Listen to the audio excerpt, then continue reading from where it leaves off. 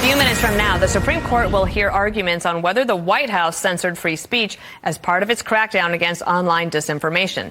Louisiana Attorney General Liz Murrill is one of the prosecutors who filed the case. I just want to read one thing here from the U.S. Solicitor General.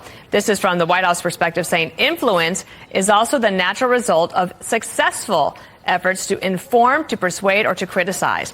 That the platforms often acted in response to the government's communications, thus does not remotely show that those communications were coercive. So it comes down to who do they believe more at the Supreme Court? Tell us about your position in the case. Well, thanks, Dana. You know, this isn't really about the government using its bully pulpit to influence. It's about the government bullying big tech platforms into submission so that they can take down speech that they don't approve of or push narratives that they do approve of. So could not disagree more with the United States Solicitor General's characterization of what the government did here. I was really surprised to relook today at some of the email communication from the Surgeon General in the Biden administration to companies like Facebook, Twitter, et cetera. And it is an incredible amount of, arrogance, and almost the threats were quite incredible. And I can understand why the attorneys general that joined in on this case wanted to push back. Do you think that kind of evidence will be persuasive today?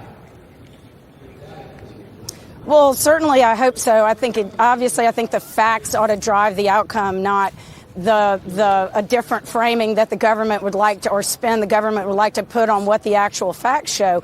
We have thousands of pages of documents showing the pressure that the federal government brought to bear through the White House, through the FBI, through the CDC, through the Surgeon General, and through CISA. You know, they actually created a whole category called cognitive infrastructure so that they could police our thoughts. Okay, so let me ask you about the attorneys general across the United States who did not join you, right? So are you, in a way, I guess, disappointed, but maybe not surprised that a lot of these cases, when the states are weighing in, it's becoming a red-blue state issue?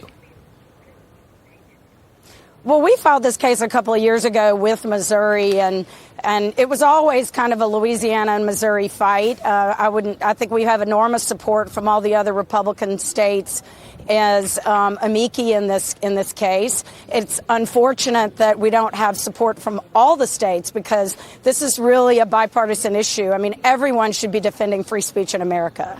Well, we will pay attention to this case. It could be a landmark one. Liz Murrill from Louisiana, thank you. Thanks for having me, Dana.